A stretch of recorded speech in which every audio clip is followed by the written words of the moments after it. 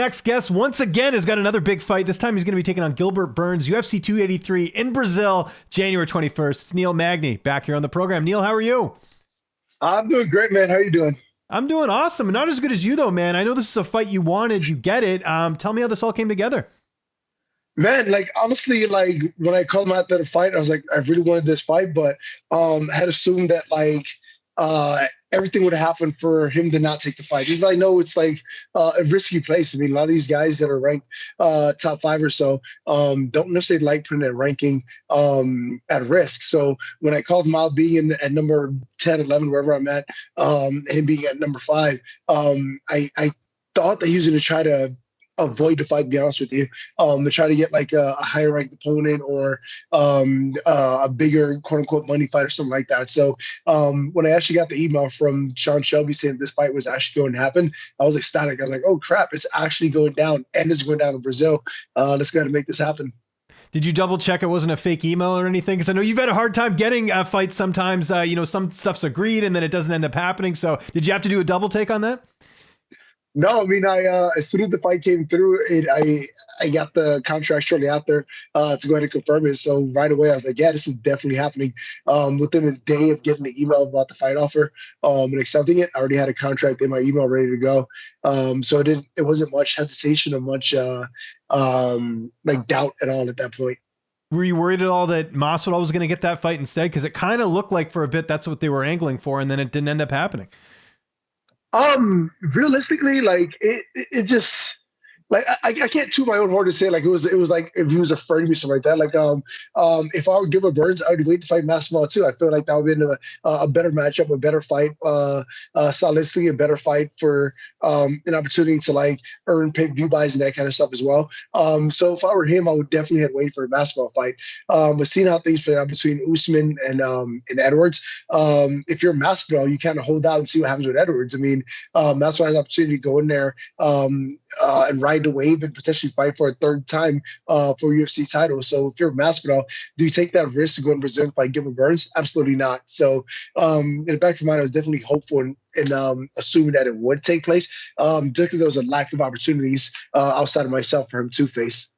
Interesting. Sorry, you just kind of mentioned something there. You really think Masvidal will get a title shot off 3 losses? I know nothing surprises us anymore with the matchmaking, but that's a pretty tough sell with 3 losses, right? Yeah, I mean, I wish I'd seen crazy things happen, but absolutely. I mean, I think at the end of the day, one of the biggest things about combat sports right now is the fact that it's a viewership sport. I mean, it shows with boxing and other sports where you got if guys are able to sell pay-per-views and put on a good show, that's the fight to make.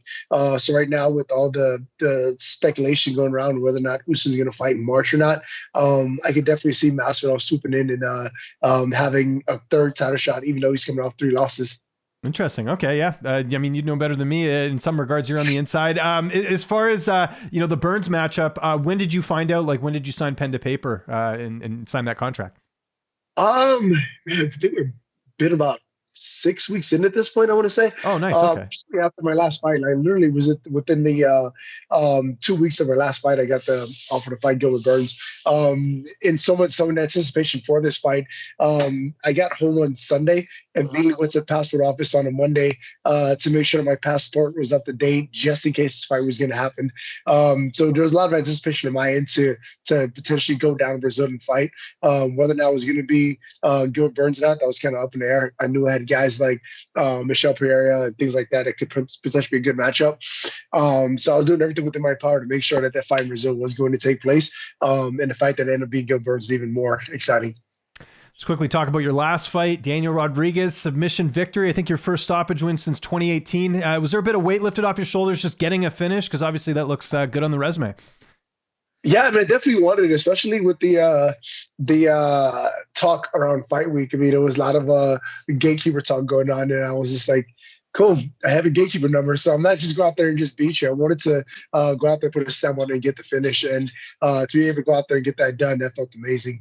That's awesome. And fighting Gilbert Burns, obviously, really, well-rounded fighter in the division. We've seen the knockout power. We've seen the ground game. How are you looking at this fight from a style perspective?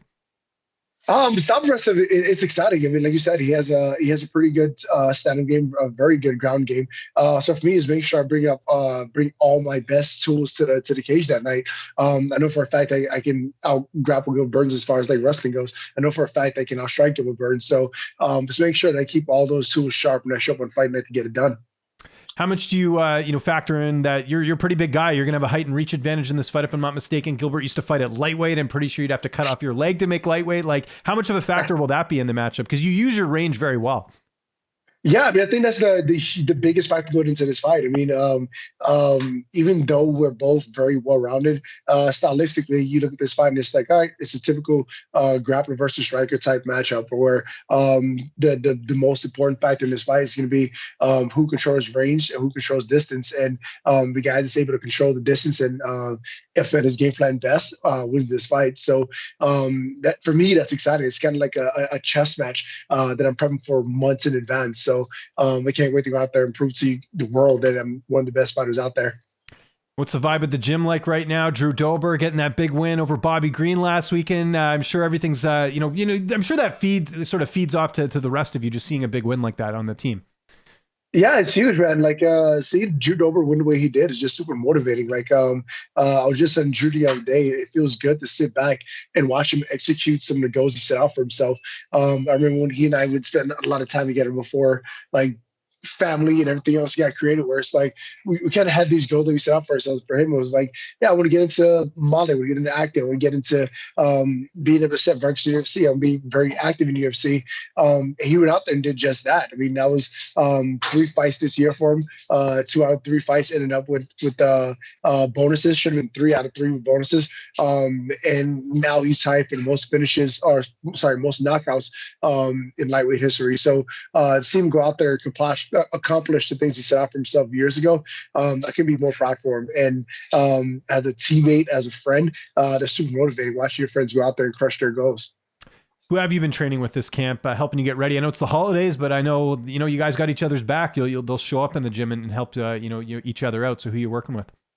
Yeah, so the team that I can come out have been great. I had the usuals, Drew Dober, Boyan Bogdanovic pushed me, that kind of thing. But I'm also taking time out again this training camp to go out to Philadelphia and train with Sean Brady and the guys over. Awesome, nice. Yeah, so I'm literally leaving out the day after Christmas to head out to Philadelphia and be out there for a while training again. That's awesome. And there's so many good fighters at the gym too, not just Sean. Obviously, you've got Pat Sabatini. I know obviously Pat's a little bit lighter, but you probably get to train with a few of those guys, right? Yeah, I mean, like I said, Pat's a great guy that trains there. Another great guy that trains there is Jeremiah Wells. Yes. Jeremiah Wells is another guy who's his build and his skill set is very similar to what Gilbert Burns brings to the table. Joe Pfeiffer, though he's bigger than Gilbert Burns, is definitely another guy out there that really pushes you in the training room as well.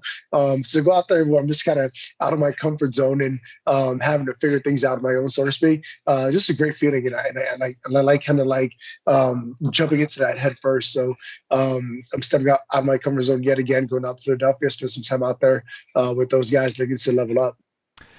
When we spoke after the fight with Shavkat, I know you mentioned that you felt like you were kind of overdoing things, like with all types of stuff going on, not just obviously with training, but there was other stuff going on too. You mentioned you're going to Philly, then you got to fly to Brazil. Like, how do you go about not having that happen again, where you kind of overwhelm yourself? Is it just use Google Calendar and make sure you're kind of spacing things out, or how do you do that? Yeah, so the Shavkat fight, the biggest thing was just like I was trying to be in 1,000 places at once. Like I was running a business, I was doing investments, I was welcoming my second son into the world and everything else like that. Where it was like I thought had a pretty good handle on things. In reality of it, it was just like I was doing everything okay, nothing great. And when I went out to the fight, it showed that. So with this fight, though, I have a lot of travel coming up as far as like doing some part of my training camp in Philadelphia, traveling to Brazil for this camp. There's nothing extra outside of training that goes on outside of that. Like when I go to Philadelphia, for example, I'm literally training 2-3 times a day. And in between, I have absolutely nothing to do. Like I remember the last time I was out there, it actually felt weird. I got done training around 11, 12 in the afternoon or so.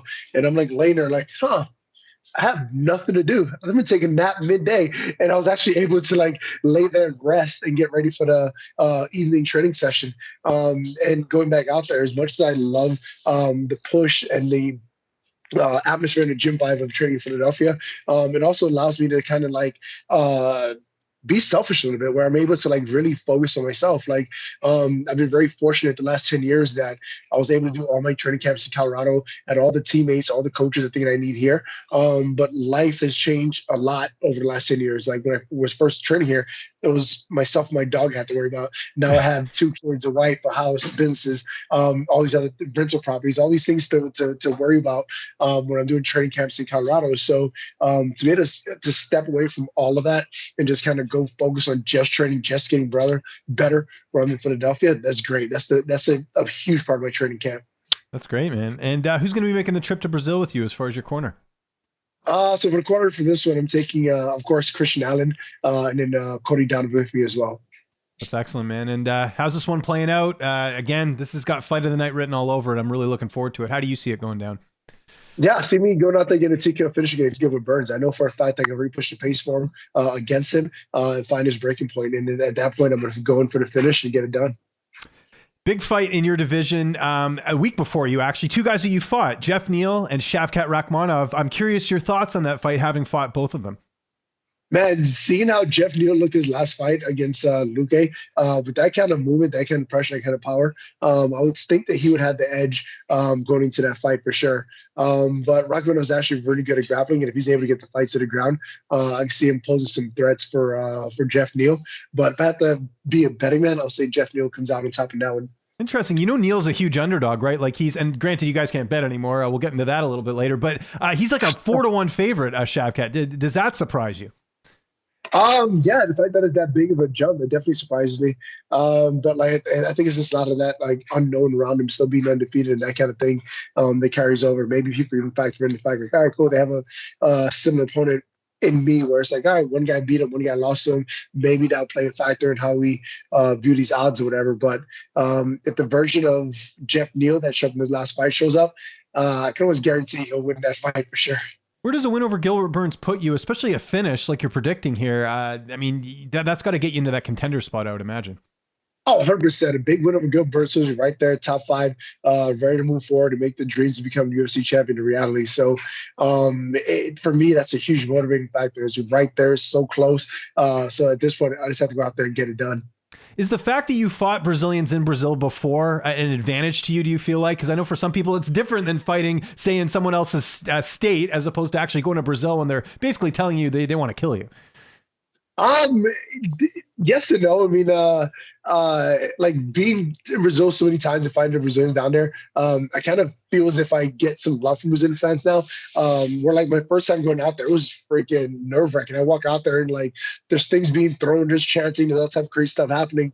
But like with the time that I spent in the UFC, the number of times I fought down there, I feel like I've kind of earned some respect for the MMA fans in Brazil. Now, even though I'm going out there and I'm finding a Brazilian, it's more so the respect by the fans just for me as a fighter speaks a lot higher than the fact that, oh yeah, just some American come down here to fight a Brazilian. We got to check against them. I feel like that's going to actually carry some weight going down there. Okay, there we go. There's a lot going on in the MMA world right now. I know we're a few weeks removed from it, but just your thoughts on that Paddy Pimblett decision over Jared Gordon. What'd you think of that fight? Who did you score it for? If I'm being honest, I did not watch that fight. Okay, no, I like the honesty. Was I was actually in Philadelphia training that week. And by the time that I got done training and started to fly back, I ended up missing that fight. So I didn't honestly see it. But based off of the reactions, I'm guessing it was pretty bad decision call on the judges' end. Yeah, no, for sure. And kind of tying into that, because obviously they're looking at the judging. They're now looking at all this betting stuff. What do you make of this whole situation with James Krause? And you guys can't bet on yourselves anymore. What do you think of all that? I mean, I think in the history for sports in general, you're never allowed to bet on yourself in particular. When it comes to betting on teammates or whatever, it always like it was always interesting. Like, you know what I mean? Like I had teammates who bet on me in the past, and like for me, it was just like like Curtis, for example, this is like a real life example. When I came back from a 16-month layoff and I was getting ready to fight Ji Liang, and Curtis like, yeah, I bet on you. I bet $100 on you. So me, I was just like, wait, you bet $100 on me? Like, what did you see in the training room that made you feel as if $100 was the only risk you're willing to take? Like if I were to bet on one of my teammates, I think I would bet $1,000 or more. I was so confident in what I saw in training going in there. But like having that conversation with Curtis, it kind of puts me at a it kind of puts the whole thing in perspective for me. Being a teammate, again, that insight where you're able to see how training camp went, you're able to see injuries, all this other stuff, that kind of like give you some inside knowledge, so to speak, as to how that fight may play out. Like you know about injuries, you know about I don't know, crazy big mama drama to our training camp. All these random things that like the typical fans or bettors may not know about. I feel like teammates are able to kind of like hone in and get an edge as far as like gambling goes on. But with that being said, I felt like a majority of us had decent integrity where that wouldn't be a case where it's like we'll go out there and like try to place bets based off inside knowledge and that kind of thing. But it just goes to show that you just never actually know how things are play out. And if there's an opportunity for someone to get an edge and earn a little bit more, someone are going to take that opportunity. Yeah, no, interesting. We'll see how this sort of unfolds here because obviously now it's really under the microscope there. Okay, before we get out of here, we're a couple days away from Christmas. What are your Christmas plans, especially with the fact you're going to be punching someone in the face next month? Yeah, literally stayed low key for Christmas this year. Like Christmas shopping's all done. Everyone got some hopes and prayers for Christmas this year.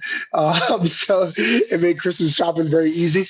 But like I'm literally flying out the day after Christmas to go train in Philadelphia. So for me, Right. it's really about settling and enjoying that time with my family, and then going to work. Like I said earlier, it's been a privilege for me to train in Colorado the last 10 years and not have to worry about traveling for training camp.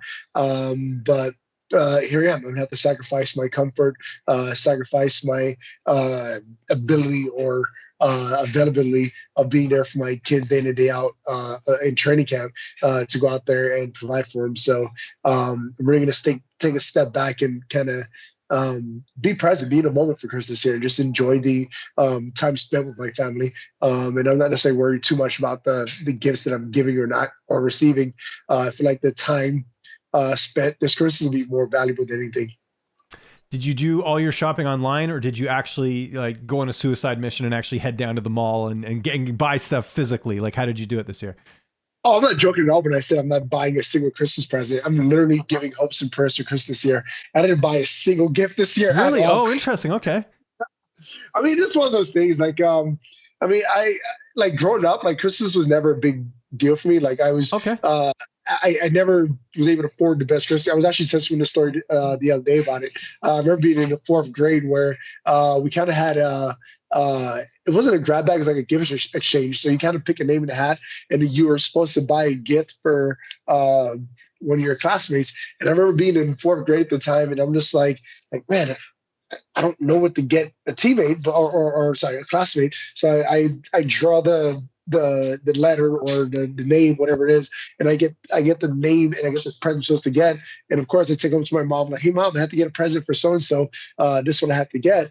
And some time goes by, my mom never gets the gift, and this is like the night before I'm supposed to like go to class and have this present all wrapped up, and I still don't have a gift for this kid yet. And I remember sitting there in fourth grade looking around like, oh crap, I have to have a gift for this kid tomorrow. I have nothing to give him, so I'm like looking around the house trying to find something that I can give this kid, like anything. And the only thing that came up was like, oh, here's a Christmas candle in my house. I'll just wrap this Christmas candle and I'll bring that to school and I'll give that to this kid for a gift exchange. Smart move. And I'm sitting there looking at this like, it could have played out any worse. The candle was already burnt. The wick was already burnt on top of it. I didn't have wrapping paper, so I just wrapped it up in like some random sales paper for the week. And I bring it into school and I'm like, oh, here's your gift. And the kid opens it and it's just a candle.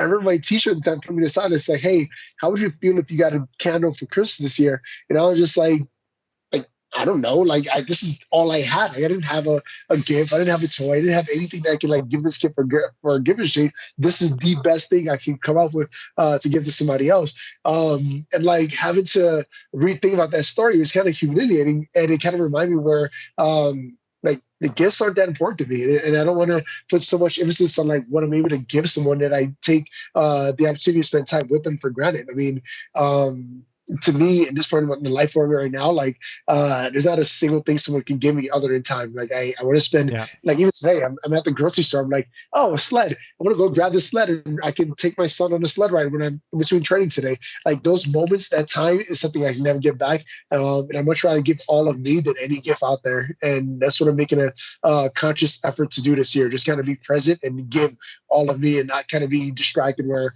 I'm watching football or I'm on my phone or I'm doing this or I'm doing that. I'm just like literally, here's dad. He's tuned into you. You have 100% of me. And I think that's the greatest gift ever that I can give to my kids at this point. Well said. By the way, what's up with that teacher giving you a hard time about that? That's silly. It's like it's a secret Santa. Who cares what you got them? It's the thought that counts, right? Like that's crazy. Or she would do like a through exchange, like, hey, you know what? Since you didn't get a toy for your kid, you don't get one, but we'll do a through exchange so all the other kids get one. I would have been okay with that even, but it was just more so the humiliating fact that like, hey, you can't give this gift to a kid. Like they need an actual toy. And it was like, I'm in fourth grade. I don't have a job. Like, where do we get a toy from? Yeah, I know. And not only that, but like a candle's a decent gift. Like, hey, you could just say like, I like candles. Like I like lighting up the room or something. I don't know. Like to me, that was just I don't think that could have been easily avoided if the teacher was just like, hey, you got a candle, big deal. Like, but they made it into a thing. It didn't need to be. So anyway, that's my 2 cents. Hey, Neal, thanks so much for doing this. We're looking forward to the fight, UFC 283, January 21st. If there's anyone you'd like to thank before we get out of here, any sponsors, any social media, I'll give you the last word. As always, you guys can always follow me on social media. It's Neal Magny _170 on all social media platforms. If you guys have time, check out mission111.org. It's an organization I work with that does mission work in Haiti and the Philippines. It's mission111.org.